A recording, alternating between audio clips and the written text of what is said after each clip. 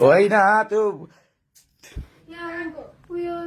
होइन अब ड्रेस बिना आएका छन् अनि मैले ड्रेसमा आओ कमसेकम मार्ने धम्की दिएको छ ड्रेसमा आओ म निक्लिहाल्छु नि घरबाट भनेको मैले कता कता लखेट्नुहुन्छ तपाईहरु गुण्डागर्दी जस्तो आउनु भएको छ कमसेकम ड्रेस लगाएको पुलिस आउँदैन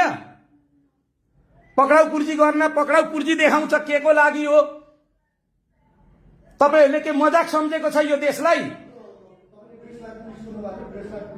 त मलाई पक्राउ पुर्जी देखाउनु पर्छ म हेरिहाल्छु नि यहाँबाट हेर्दै छु त म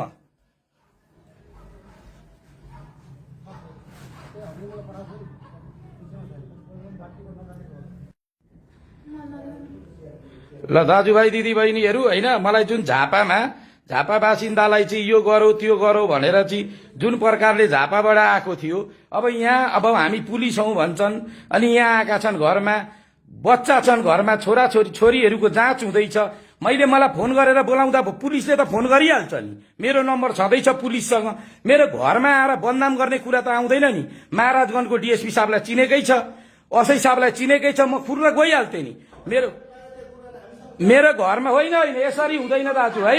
तपाईहरुलाई हेर्नु इज्जत छ ठीक छ तपाईहरुले पक्राउ पुर्जी लिएर आएको छ झापाबाट आएको छ पक्राउ पुर्जी भने मलाई झापै लानु तपाईहरुले मार्ने मन छ भने मार्नु कुट्ने मन छ भने कुट्नु तर एउटा वर्दीको इज्जत गरेको मैले है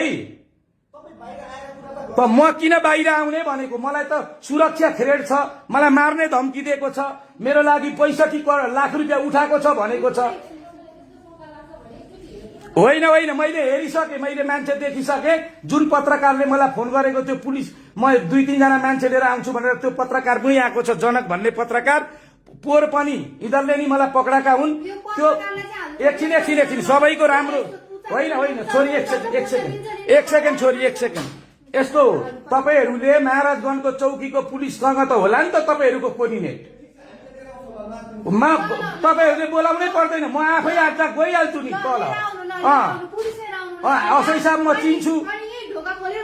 अनि वेलकम गरेर मलाई के गर्नुपर्ने छ गर्नु मलाई मार्ने थेरेड आएको छ अनि खन्न आएको छ अनि तपाईहरु आएर बार मेरो छोरीहरुलाई टर्चर दिनुहुन्छ मेरो यस्तो छोरीहरु कलेज पढ्दैछन् तपाईहरु सुलुक्क आउने हैन नि पुलिसले त फोन गर्छ डीएसपी साहबसँग मेरो नम्बर छ सही साहबसँग मेरो नम्बर छ तपाईहरु कुन तरिकाले आउनुहुन्छ भन्नु त यसरी तपाईहरुले मलाई फोन गर्दा भइगयो नि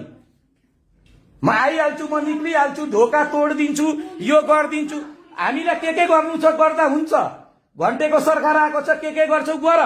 त्यो ठुलो कुरा भएन हामी कानुनमा जान्छौं हामी पुलिस प्रशासनमा जान्छौं हामीलाई त्यो ठुलो कुरा भएन नि घर भित्र आएर ढोका तोड्दिउ कि खोल्छस् कि भनेर बच्चालाई हप्काउने हो